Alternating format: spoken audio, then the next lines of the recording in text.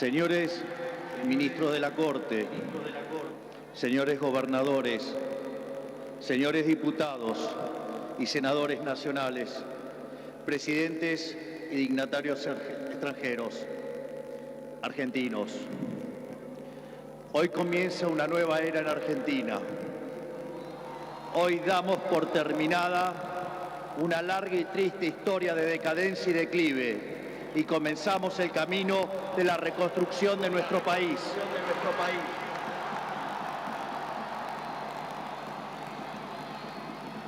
Los argentinos, de manera contundente, han expresado una voluntad de cambio que ya no tiene retorno.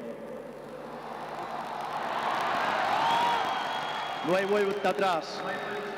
Hoy enterramos décadas de fracaso, peleas intestinas y disputas sin sentido. Peleas que lo único que han logrado es destruir nuestro querido país y dejarnos en la ruina. Hoy comienza una nueva era en Argentina, una era de paz y prosperidad, una era de crecimiento y desarrollo, una era de libertad y progreso. Hace 200 años, un grupo de ciudadanos argentinos reunidos en San Miguel de Tucumán le dijeron al mundo que las Provincias Unidas del Río de la Plata no eran más una colonia española y que a partir de ese histórico momento seríamos una nación libre y soberana. Durante décadas nos enfrentamos en disputas internas acerca de cuál debía ser la forma institucional que nuestro país necesitaba.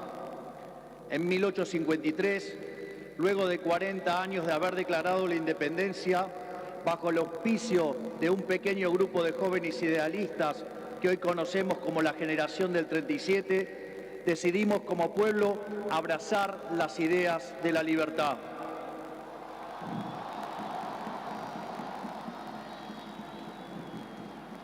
Así, se sancionó una constitución liberal con el objetivo de asegurar los beneficios de la libertad para nosotros, para nuestra posteridad y para todos los hombres del mundo que quieran habitar el suelo argentino.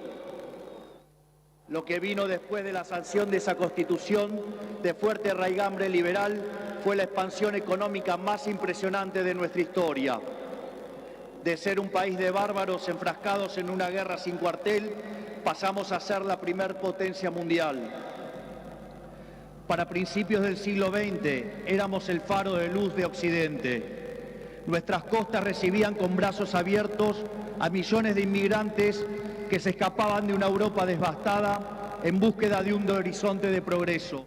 Lamentablemente, nuestra dirigencia decidió abandonar el modelo que nos había hecho rico y abrazaron las ideas empobrecedoras del colectivismo.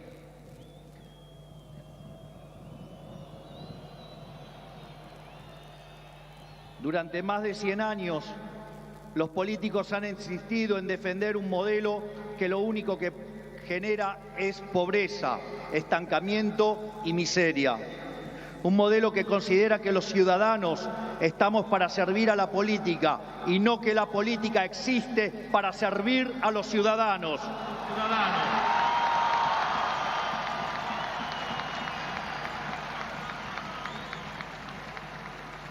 Un modelo que considera que la tarea de un político es dirigir la vida de los individuos en todos los ámbitos y esferas posibles.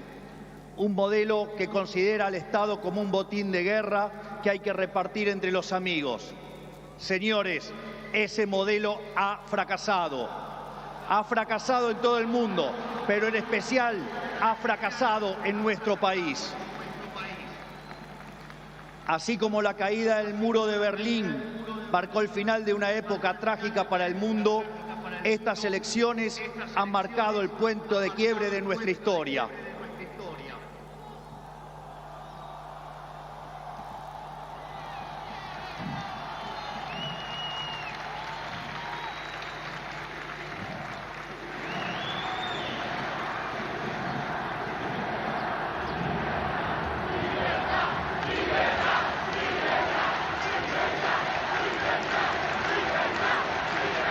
En estos días, mucho se ha hablado de la herencia que vamos a recibir.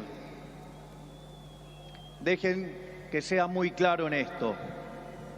Ningún gobierno ha recibido una herencia peor que la que estamos recibiendo nosotros.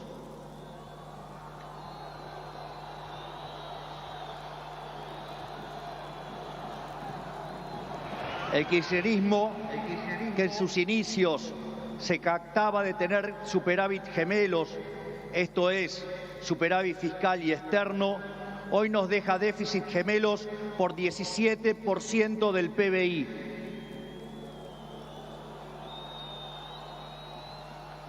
A su vez, de esos 17 puntos del PBI, 15 corresponden al déficit consolidado entre el Tesoro y el Banco Central. Por lo tanto, no existe solución viable en la que se evite atacar al déficit fiscal. Al mismo tiempo, de esos 15 puntos de déficit fiscal, 5 corresponden al Tesoro Nacional y 10 al Banco Central, por lo que la solución implica, por un lado, un ajuste fiscal en el sector público nacional de 5 puntos del PBI, que a diferencia del pasado, caerá casi totalmente sobre el Estado y no sobre el sector privado.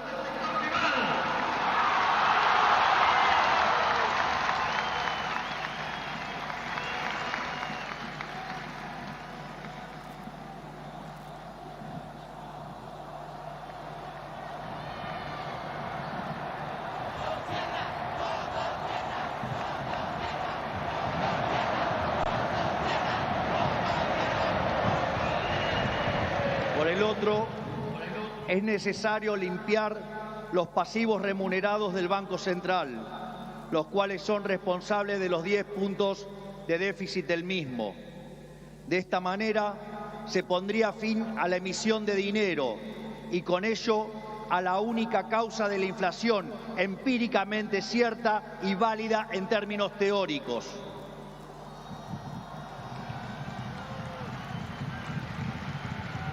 Sin embargo, dado que la política monetaria actúa con un rezago que oscila entre 18 a 24 meses, aun cuando hoy dejemos de emitir dinero, seguiremos pagando los costos del desmadre monetario del gobierno saliente. Haber emitido por 20 puntos del PBI, como se hizo en el gobierno saliente, no es gratis. Lo vamos a pagar en inflación. A su vez, el cepo cambiario, otra herencia de este gobierno,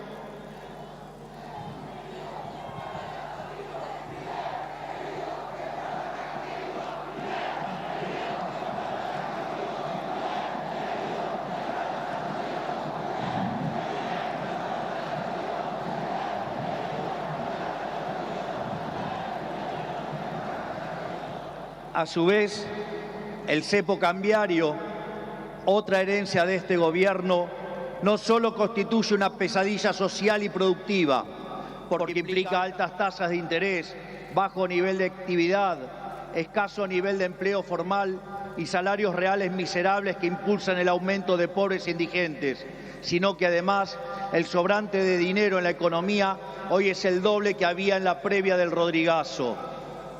Para tener una idea de lo que eso implica, recordemos que el Rodrigazo multiplicó por 6 veces la tasa de inflación, por lo que un evento similar significaría multiplicar la tasa de inflación por 12 veces. Y dado que la misma viene viajando a un ritmo del 300%, podríamos pasar a una tasa anual del 3.600. A su vez, tranquilos que no termina acá, la herencia sigue. A su vez, dada la situación de los pasivos remunerados del Banco Central, la cual es peor que la que había en la previa de la hiperinflación de Alfonsín, en muy poco tiempo se podría cuadruplicar la cantidad de dinero y con ello llevar a la inflación a niveles del 15.000% anual. Esta es la herencia que nos dejan. una inflación plantada del 15.000% anual, la cual vamos a luchar contra uñas y dientes para erradicarla.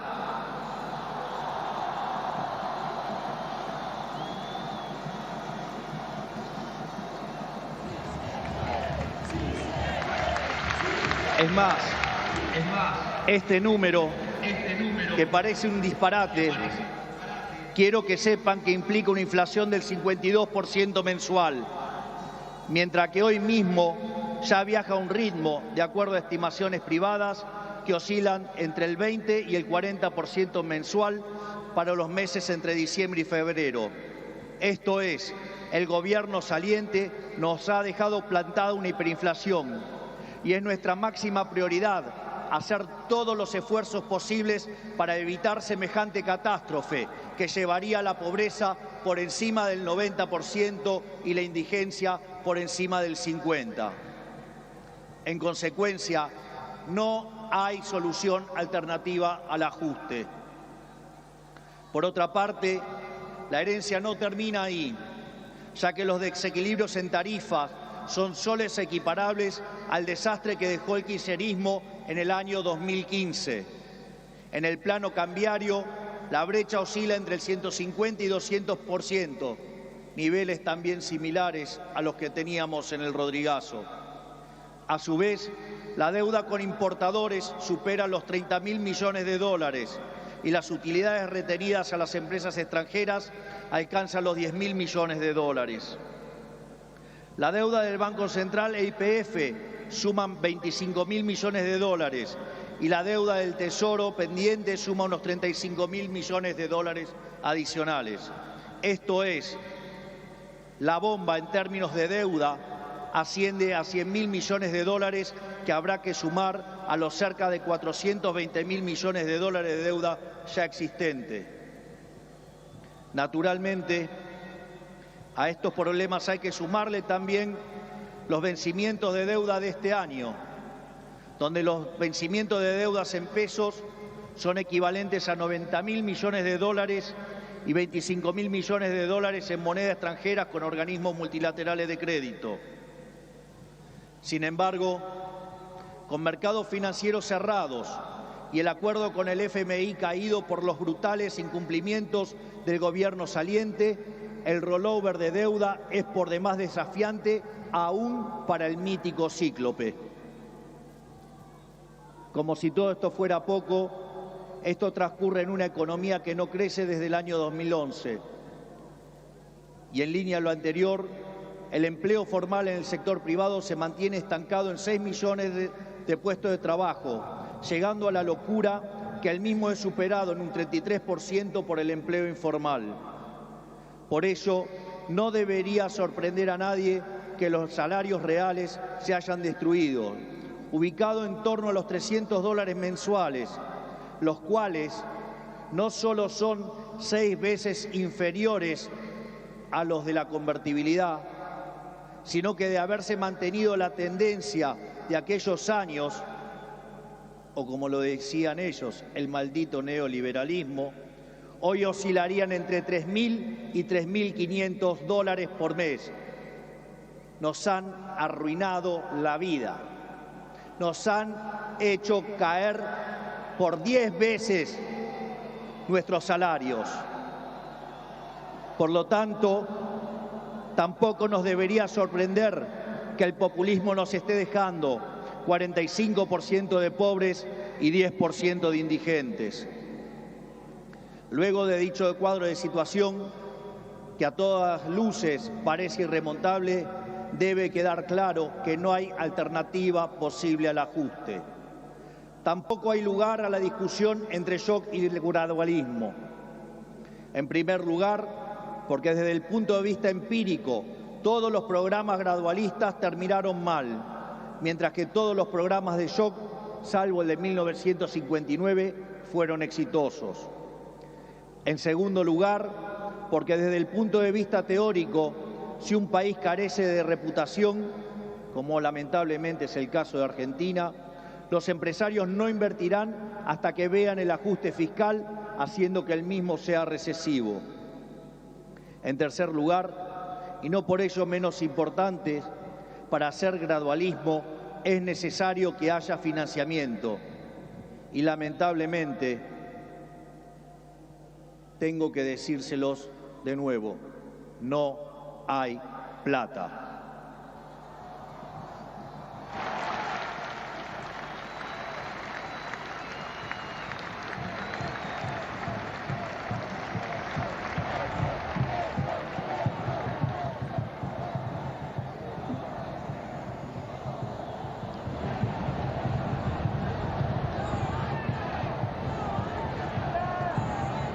Por ende, la conclusión es que no hay alternativa al ajuste y no hay alternativa al shock.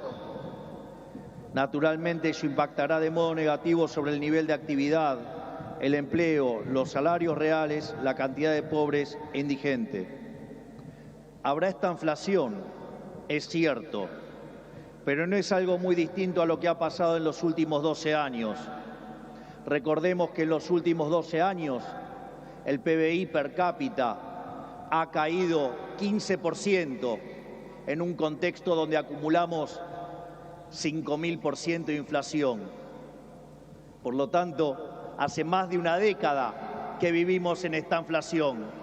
Por lo tanto, este es el último mal trago para comenzar la reconstrucción de Argentina.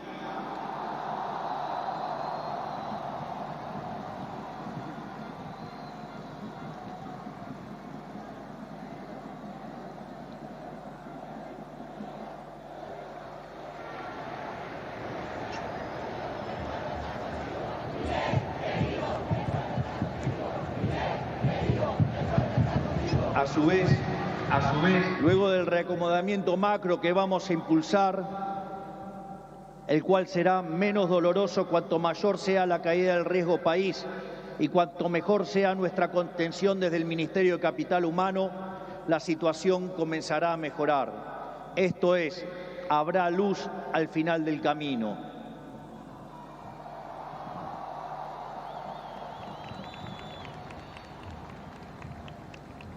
En el caso alternativo, la propuesta sensiblera progresista, cuya única fuente de financiamiento es la emisión de dinero, derivará en una hiperinflación que llevará al país a la peor crisis de su historia, sumado a que nos meterá en una espiral decadente que nos equiparará con la oscuridad de la Venezuela de Chávez y Maduro.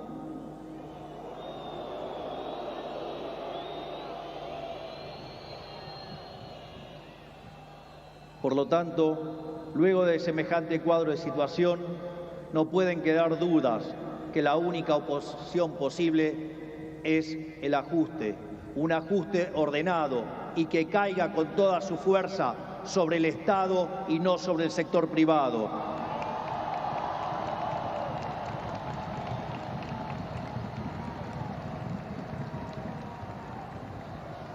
Sabemos que será duro. Por eso quiero también traerles una frase sobresaliente de uno de los mejores presidentes de la historia argentina, que fue Julio Argentino Roca. Nada grande, nada estable y duradero se conquista en el mundo cuando se trata de la libertad de los hombres y del engrandecimiento de los pueblos, si no es a costa de supremos esfuerzos y dolorosos sacrificios. Pero nuestros desafíos no terminan solamente en el plano económico. El nivel de deterioro de nuestro país es tal que abarca todas las esferas de la vida en comunidad. En materia de seguridad, Argentina se ha convertido en un baño de sangre. Los delincuentes caminan libres mientras los argentinos de bien se encierran tras las rejas. El narcotráfico se apoderó lentamente de nuestras calles, a punto tal que una de las ciudades más importantes de nuestro país ha sido secuestrada por los narcos y la violencia. Nuestras fuerzas de seguridad han sido humilladas y maltratadas durante décadas. Han sido abandonados por una clase política que le ha dado la espalda a quienes nos cuidan. La anomia es tal que solo el 3% de los delitos son condenados. Se acabó con el siga-siga de los delincuentes.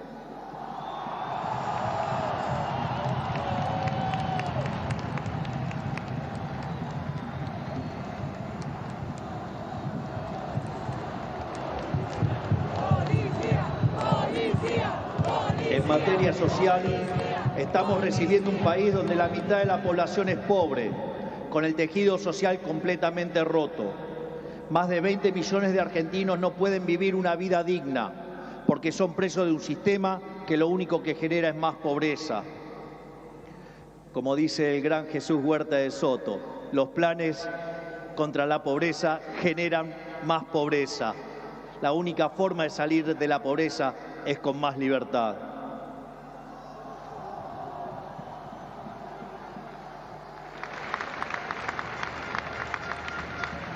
Al mismo tiempo, 6 millones de chicos hoy a la noche se irán a dormir con hambre, que caminan descalzos por la calle y otros que cayeron en la droga. Lo mismo ocurre en materia educativa. Para que tengan idea del deterioro que vivimos, solo el 16% de nuestros chicos se reciben en tiempo y forma en la escuela. Solo el 16%. Solo 16 de cada 100. Es decir, que el 84% de nuestros chicos no termina la escuela en tiempo y forma. A su vez, el 70% de los chicos que sí terminan la escuela no pueden resolver un problema de matemática básica o comprender un texto. De hecho, en las últimas evaluaciones PISA, la Argentina se encuentra en el puesto 66 de 81 y séptima en América Latina, siendo que Argentina fue el primer país en terminar con el alfabetismo en el mundo. Si se levantara Sarmiento y viera qué hicieron de la educación.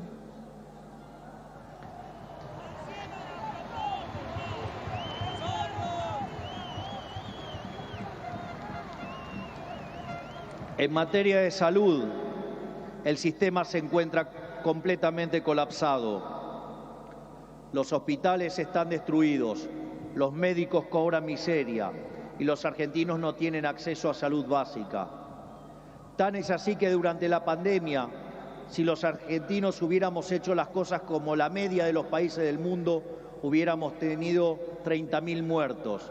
Pero gracias al Estado Te Cuida y su ineficiencia, 130.000 argentinos perdieron la vida.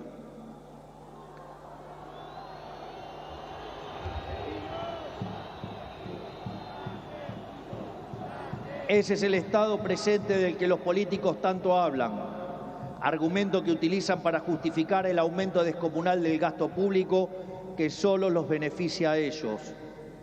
En todas las esferas, miren donde miren, la situación de la Argentina es de emergencia. Si miramos la infraestructura de nuestro país, la situación es la misma. Solo el 16% de nuestras rutas se encuentran asfaltadas y solo el 11% se encuentra en buen estado. Por eso, no es casualidad que mueran cerca de 15.000 argentinos por año en accidentes de tránsito. Lo que quiero graficar con todo esto es que la situación de la Argentina es crítica y de emergencia. No tenemos alternativas y tampoco tenemos tiempo. No tenemos margen para discusiones estériles. Nuestro país exige acción y una acción inmediata. La clase política deja un país al borde de la crisis más profunda de nuestra historia. Cada uno de ellos tendrá que hacerse cargo de su propia responsabilidad. No es tarea mía señalarlos.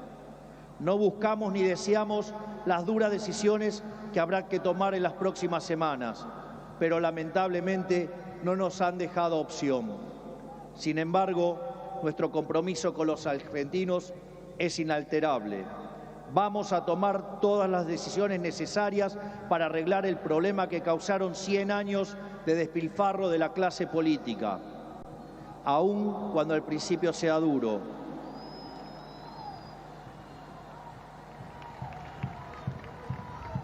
Sabemos que de corto plazo la situación empeorará, pero luego veremos los frutos de nuestro esfuerzo, habiendo creado las bases de un crecimiento sólido y sostenible en el tiempo. También sabemos que no todo está perdido. Los desafíos que tenemos son enormes, pero también lo es nuestra capacidad para superarlos.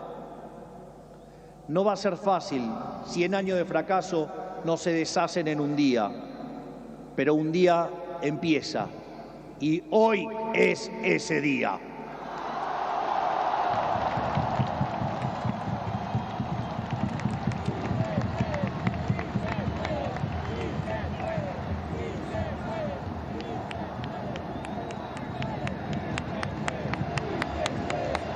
Hoy empezamos a desandar el camino de la decadencia y comenzamos a transitar el camino de la prosperidad. Tenemos todos para ser el país que siempre soñamos. Tenemos los recursos, tenemos la gente, tenemos la creatividad y, mucho más importante, tenemos la resiliencia para salir adelante. Hoy volvemos a abrazar las ideas de la libertad, esas ideas que se resumen en la definición del liberalismo de nuestro máximo prócer de las ideas de la libertad, el profesor Alberto Venegas Lynch, hijo, que dice: el liberalismo es el respeto irrestricto del proyecto de vida del prójimo, basado en el principio de no agresión, en defensa del derecho a la vida, a la libertad y a la propiedad, cuyas instituciones fundamentales son la propiedad privada, los mercados libres de intervención estatal, la libre competencia, la división del trabajo y la cooperación social. En esa frase de 57 palabras está resumida la esencia del nuevo contrato social que eligieron los argentinos.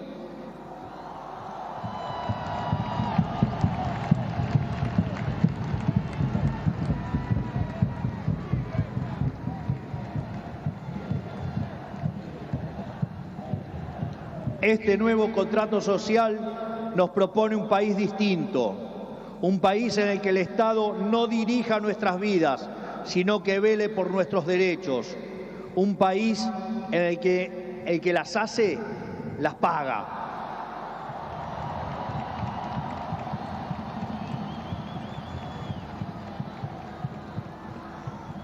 Un país en el que quien corta la calle violando los derechos de sus conciudadanos no recibe la asistencia de la sociedad.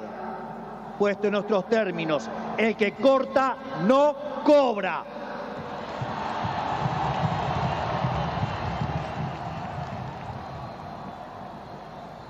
Un país que dentro de la ley permite todo, pero fuera de la ley no permite nada.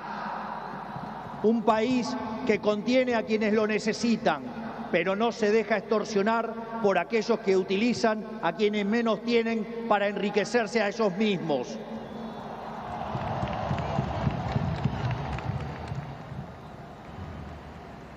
En cuanto a la clase política argentina, quiero decirles que no venimos a perseguir a nadie, no venimos a saldar viejas vendetas, ni a discutir espacio de poder.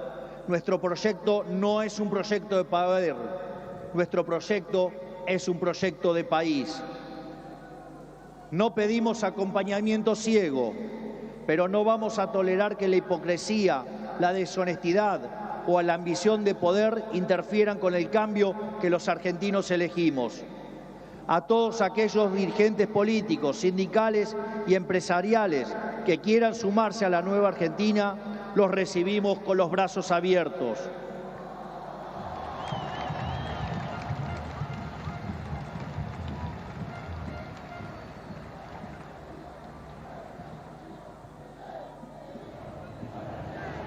Así, no importa de dónde venga, no importan qué hayan hecho antes, lo único que importa es hacia dónde quieren ir. Aquellos que quieren utilizar la violencia o la extorsión para obstaculizar el cambio, les decimos que se van a encontrar con un presidente de convicciones inamovibles que utilizará todos los resortes del Estado para avanzar en los cambios que nuestro país necesita. No vamos a claudicar, no vamos a retroceder, no nos vamos a rendir. Vamos a avanzar con los cambios que el país necesita, porque estamos seguros que abrazar las ideas de la libertad es la única manera en la que podremos salir del pozo en el que nos han metido.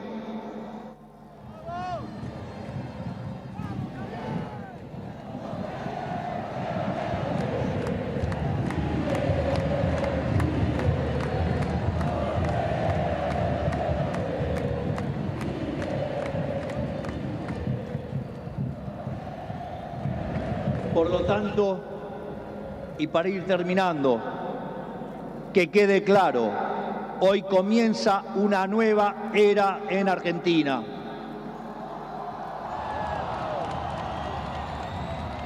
El desafío que tenemos por delante es titánico, pero la verdadera fortaleza de un pueblo se mide en cómo enfrenta los desafíos cuando se presentan. Y cada vez que creemos que nuestra capacidad para superar esos desafíos ha sido alcanzada, miramos al cielo y recordamos que esa capacidad bien podría ser ilimitada. El desafío es enorme, pero lo afrontaremos con convicción, trabajaremos sin descanso y llegaremos a destino. No es casualidad que esta inauguración presidencial ocurra durante la fiesta de Hanukkah, la fiesta de la luz, ya que la misma celebra la verdadera esencia de la libertad. La guerra de los macabeos es el símbolo del triunfo de los débiles por sobre los poderosos, de los pocos por sobre los muchos, de la luz por sobre la oscuridad y sobre todas las cosas, de la verdad por sobre la mentira. Porque ustedes saben que prefiero decirles una verdad incómoda antes que una mentira confortable.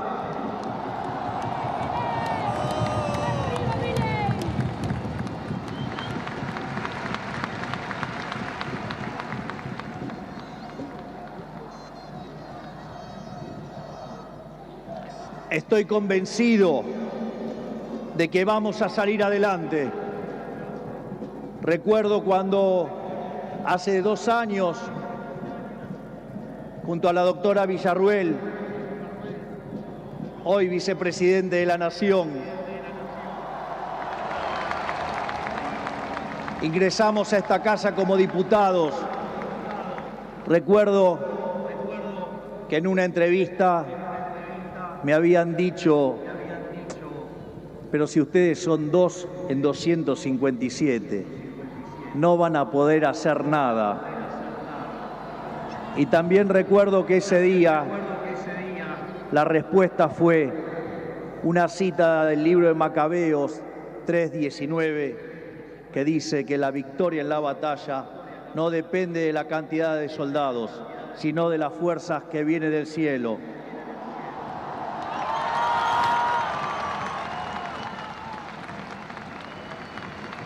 Por lo tanto, Dios bendiga a los argentinos y que las fuerzas del cielo nos acompañen en este desafío. Muchas gracias. Será difícil, pero lo vamos a lograr. ¡Viva la libertad, carajo! ¡Viva la libertad, carajo! ¡Viva la libertad, carajo! Conforme a ponerse de pie que vamos a salir. Por el artículo 75 de la ley 26.522 hasta aquí.